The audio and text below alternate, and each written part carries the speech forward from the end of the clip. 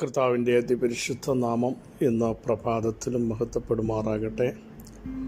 എല്ലാ സഹോദരങ്ങൾക്കും വേഗം വരുന്ന യേശു ക്രിസ്തുവിൻ്റെ അനുഗ്രഹീത നാമത്തിൽ ക്രിസ്തീയ വന്ദനത്തെ അറിയിക്കുന്നു. എൻ്റെ ആത്മാവെ നീ വിഷാദിച്ച് ഉള്ളിൽ ഞരങ്ങുന്നതെന്ത്? ദൈവത്തിൽ പ്രത്യാശ വയ്ക്കാൻ ഇന്ന് പകൽ നമുക്ക് തയ്യാറാകാം. പ്രത്യാശ നൽകുന്ന ദൈവം നമ്മുടെ ദൈവം മാത്രമാണ്.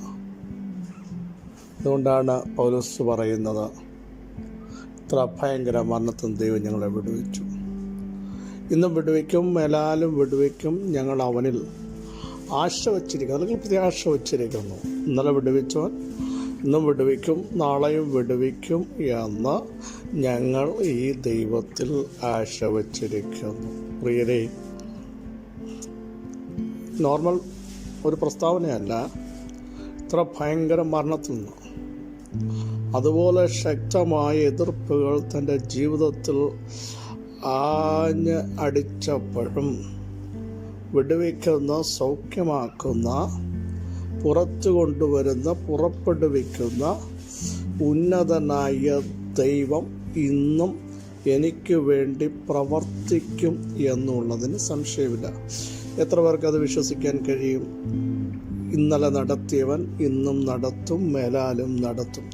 നമ്മുടെ നിരാശയുടെ പ്രധാന കാരണം, ഇന്നലെ വിടുവിച്ചു, സത്യമാണ്, ഇന്നും വിടുവിക്കും എന്നറിയാം. പക്ഷെ നാളെയുടെ വിഷയം വരുമ്പോൾ അതെങ്ങനായിത്തീരും എന്നുള്ള ശക്തമായ ഒരു ചഞ്ചലം നമ്മുടെ അകത്ത് വരാറുണ്ട്. സ്തോത്രം.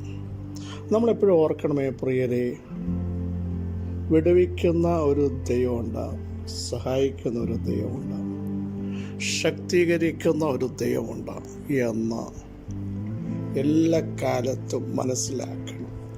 അതുകൊണ്ടാണ് ദാവീദ് പറയുന്നത്, മറ്റാരും പറഞ്ഞ ഒരറിവല്ല. പിന്നെന്താ ദാവീദ് പറയുന്നത്? യഹോവ നല്ലവനെന്ന് രുചിച്ച് അറിവീൻ. ഞാൻ രുചിച്ചറിഞ്ഞതാണ്. ദാവീദ് പറയുകയാണ്, അനേക ഘട്ടങ്ങൾ, തകർച്ചകളുടെയും വേദനകളുടെയും മരണത്തെ നേരിട്ട് കണ്ട സമയങ്ങളും കുടുംബത്തിനകത്ത് നിന്ന് മാറ്റി നിർത്തപ്പെട്ടപ്പോഴുമൊക്കെ ഞാൻ രുചിച്ചറിഞ്ഞൊരു സത്യമുണ്ട്, യഹോവ നല്ലവൻ, നല്ലവൻ, നല്ലവൻ. യോസഫിനോട് ചോദിച്ചാലും യോസഫിനും അത് പറയാൻ കഴിയും. ഒറ്റപ്പെട്ടു പോയ സന്ദർഭങ്ങൾ, ദർശനം സമാപ്തിയിലേക്ക് വരാൻ സാധ്യതയില്ലെന്ന് പിശാച് ആക്രോശിച്ച നിമിഷങ്ങൾ, ചെയ്യാത്ത കുറ്റത്തിനകപ്പെട്ടിനി ഒരിക്കലും ഇറങ്ങത്തില്ലെന്ന് പിശാച് വെല്ലുവിളിച്ചു വന്ന അവസരങ്ങൾ. പക്ഷേ യോസഫ് പറയും,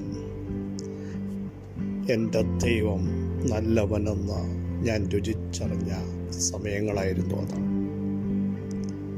അതുകൊണ്ട് ഫറവോന്റെ കൊട്ടാരത്തിലേക്ക് എന്നെ ആളയച്ച് വിളിപ്പിച്ച ഒരു ദൈവമുണ്ട്. സ്തോത്രം. എന്നാൽ അതിനു മുമ്പ് കൊട്ടാരത്തിലേക്കല്ല, കാരാഗ്രഹത്തിലേക്ക് എടുത്തെറിയപ്പെട്ട സമയങ്ങൾ, വാതിൽ പുറത്തു നിന്ന് പൂട്ടിയ അനുഭവങ്ങൾ, റെക്കമെൻഡ് ചെയ്യാൻ ആരും വരാതിരിക്കുമ്പോൾ ഇന്ന് പകൽ ദൈവാത്മാവ് പറയുന്നു, കഴിഞ്ഞ മിനിറ്റ് വരെ നീ രുചിച്ചറിഞ്ഞ ദൈവം നിനക്ക് വേണ്ടി ഇറങ്ങേണ്ടടത്ത് ഇറങ്ങും. റെക്കമെൻഡ് ചെയ്യുന്ന ഒരു ദൈവമല്ല നമ്മുടെ ദൈവം, കമാൻഡ് ചെയ്യുന്ന ഒരു ദൈവമാണ് കേട്ടോ. ഇന്ന് പകൽ വിശ്വസിക്കാമോ? നിനക്ക് വേണ്ടി കമാൻഡ് ചെയ്യുന്ന ഒരു ദൈവം. ദൈവം ആർക്കും അവരോട് റെക്കമെൻഡ് ചെയ്യേണ്ട കാര്യമില്ല.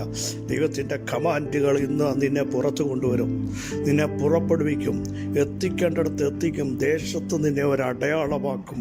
നിന്റെ മുമ്പിൽ ചിലത് മുട്ടുമടക്കാൻ പോകുക. യേശുക്രിസ്തുവിൻ്റെ അധികാരമുള്ള നാമത്തിൽ ഈ വചനത്തിൻ്റെ ശക്തി തൻ്റെ ജനത്തിൻ്റെ മേൽ വ്യാപരിക്കട്ടെ. യോഹന്നാന്റെ സുവിശേഷം 8-ാം അധ്യായം 36-ാം വാക്യം നമുക്കെല്ലാം സുപരിചിതമാണ്. പുത്രൻ നിങ്ങൾക്ക് സ്വാതന്ത്ര്യം വരുത്തിയാൽ നിങ്ങൾ സാക്ഷാൽ സ്വതന്ത്രരാകും. പുത്രൻ നിങ്ങൾക്ക് സ്വാതന്ത്ര്യം വരുത്തിയാൽ കർത്താവായ യേശുക്രിസ്തു നിങ്ങൾക്ക് സ്വാതന്ത്ര്യം വരുത്തിയാൽ നിങ്ങൾ സ്വതന്ത്രരാകും. ഈ ബാക്ക്ഗ്രൗണ്ടിലേക്ക് പോകേണ്ട ആവശ്യമില്ല. തന്നിൽ വിശ്വസിച്ച യഹൂദന്മാരോട് യേശു പറഞ്ഞു, നിങ്ങൾ എൻ്റെ വചനത്തിൽ നിലനിൽക്കണം, എങ്കിൽ വാസ്തവമായി നിങ്ങൾ എൻ്റെ ശിഷ്യന്മാരാകും. സത്യം അറിയുകയും സത്യമാണ് നിങ്ങളെ സ്വതന്ത്രരാക്കുക. സത്യം അറിയണം. ഈ വചനത്തിൻ്റെ സത്യം, വചനത്തിൻ്റെ ആധികാരികത, വചനത്തിൻ്റെ കമാൻഡുകൾ നമ്മൾ ഏറ്റെടുക്കാൻ തുടങ്ങിയാൽ നമ്മൾ സ്വതന്ത്രരാകുകയാണ്. എന്നാൽ പിടിച്ചു നിർത്തി നിന്നെ ഒതുക്കി മുൻപോട്ട് വിടത്തില്ല, ഇത്രയും മതി എന്ന് പറഞ്ഞ് ഫുൾ സ്റ്റോപ്പ് ഇടുന്ന മണ്ഡലങ്ങളെ പൊട്ടിച്ചെറിയണമെങ്കിൽ വചനത്തിനകത്ത് നിൽക്കണം, വചനത്തിൽ വേരൂന്നണം, വചനം ശക്തമായി അകത്ത് ക്രിയ ചെയ്യണം. അങ്ങനെയെങ്കിൽ എൻ്റെ നീതിമാൻ വിശ്വാസത്താൽ ജീവിക്കുമെന്നും മനുഷ്യൻ അപ്പം കൊണ്ട് മാത്രമല്ല ദൈവത്തിൻ്റെ വായിൽ നിന്നും വരുന്ന വചനം കൊണ്ട് ജീവിക്കുമെന്ന് യേശു പറഞ്ഞതുപോലെ ആ വചനത്തിൻ്റെ ശക്തി, അതിൻ്റെ ആധികാരികത ഇന്ന് പകൽ തൻ്റെ ജനത്തിൻ്റെ അകത്തേക്കിട്ട് വ്യാപരിക്കട്ടെ. എന്നിട്ട് പറയുകയാണ്, അവൻ അവരോട്, നിങ്ങൾ അബ്രഹാമിൻ്റെ സന്തതി, ആർക്കും ഒരു നാളും ദാസരായിരുന്നിട്ടില്ല, നിങ്ങൾ സ്വതന്ത്രന്മാരാകും എന്ന് നീ പറയുന്നത് എങ്ങനെയെന്ന് ഉത്തരം പറഞ്ഞു. യേശുവിനോടിക്കുക, എങ്ങനെയാണ് ഞങ്ങൾ സ്വതന്ത്രരാകുന്നത് എന്ന് നീ പറഞ്ഞത്? അതിന് യേശു പറഞ്ഞ മറുപടി അവിടെ എഴുതിയിട്ടുണ്ട്. എല്ലാവരും പാപത്തിൻ്റെ ദാസനാകുന്നു. ദാസന് വീട്ടിൽ വസിക്കുവാൻ അവകാശമില്ല, പുത്രന് മാത്രമേ വീട്ടിൽ വസിക്കാൻ അവകാശം. എന്നിട്ടാണ് പറയുന്നത്, പുത്രനാണ് നിങ്ങൾക്ക് സ്വാതന്ത്ര്യം വരുത്തുന്നത്. പാപത്തിൽ നിന്നുള്ള സ്വാതന്ത്ര്യം വരുത്താൻ എൻ്റെ യേശു കൽവറിയിൽ യാഗമായി, ശാപത്തിൽ നിന്നുള്ള സ്വാതന്ത്ര്യം വരുത്തുവാൻ എൻ്റെ യേശു കൽവറിയിൽ ശാപമായി, രോഗത്തിൻ്റെ ബാധകളിൽ നിന്ന്, അതിൻ്റെ വിഷത്തിൻ്റെ ശക്തിയിൽ നിന്ന് സ്വാതന്ത്ര്യം വരുത്തുവാൻ എൻ്റെ യേശു കാൽവറിയിൽ അടിപ്പിണരുകൾ, അടിയുടെ ഓരോ പിണരുകൾ സൗഖ്യമായി നമുക്ക് പരിണമിക്കേണ്ടതിന് അവിടുന്ന് അടിയേറ്റോ. പ്രിയ സഹോദരങ്ങളെ, നാളുകളായി നിങ്ങളെ തകർക്കുവാൻ നോക്കുന്ന, ഇല്ലാതാക്കാൻ നോക്കുന്ന, അസ്വാതന്ത്ര്യത്തിലേക്ക് കൊണ്ടുവരുന്ന, ആത്മീയമായി മുന്നേറുവാൻ കഴിയാതെ, പ്രാർത്ഥിച്ച് ശക്തി ഏറ്റെടുക്കുവാൻ കഴിയാതെ, അഭിഷേകത്തോടെ മുമ്പോട്ട് വരുവാൻ സ്റ്റെപ്പ് എടുക്കുമ്പോൾ തന്നെ പിടിച്ചു കെട്ടുന്ന മണ്ഡലങ്ങൾ ഇന്നു പകൽ സ്വർഗം ശാസിച്ചിട്ട് പറയുന്നു, ഞാൻ നിങ്ങൾക്ക് സ്വാതന്ത്ര്യം വരുത്തുന്ന കർത്താവ്. യേശുവിൻ്റെ നാമത്തിൽ പുത്രൻ സ്വാതന്ത്ര്യം വരുത്തിയാൽ ഒരു പൈശാചിക മേഖലകൾക്കോ ഒരു അന്ധകാര മണ്ഡലങ്ങൾക്കോ വെല്ലുവിളികൾക്കോ അതിനെ ജയിക്കാൻ പറ്റും. നിങ്ങൾ അതിനെ കണ്ട് ഭയപ്പെടരുത്, ഭാരപ്പെടരുത്. സച്ചാൽ പുത്രനാണ് സ്വാതന്ത്ര്യം വരുത്തിയത്.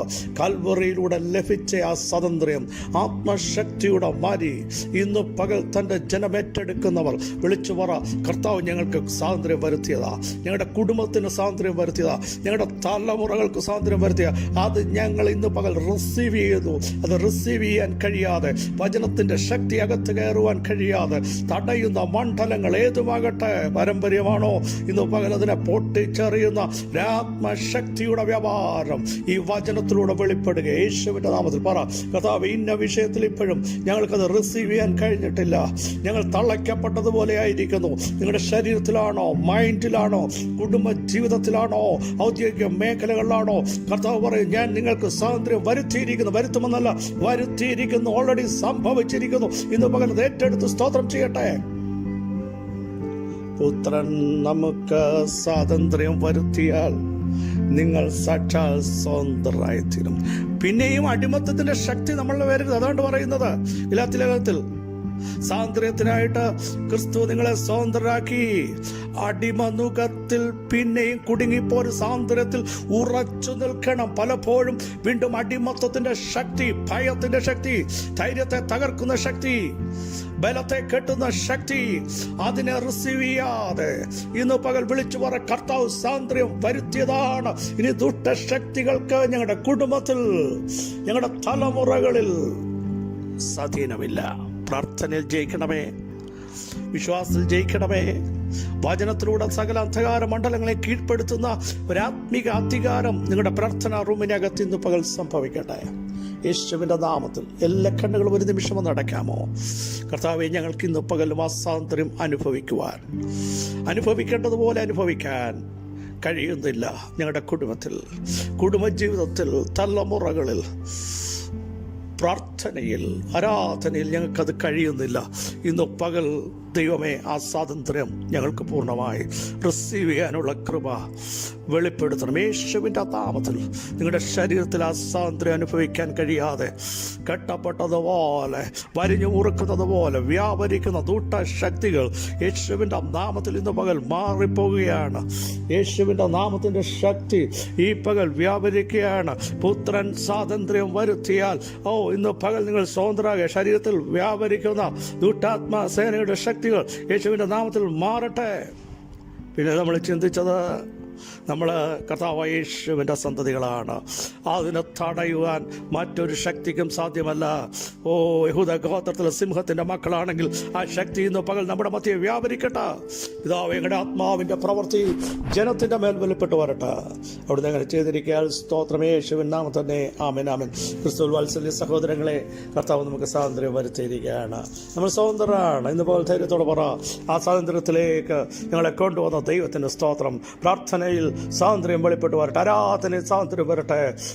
ആത്മശക്തിയോടെ ആരാധിപ്പാൻ ദൈവം നിങ്ങൾക്ക് കൃപ നൽകട്ടെ. ഈ വചനങ്ങളെല്ലാം അവിടുന്ന് സഹായിക്കട്ടെ. ക്രിസ്തുവിൽ നിങ്ങളുടെ സഹോദരൻ പസ്പിജുമാൻ.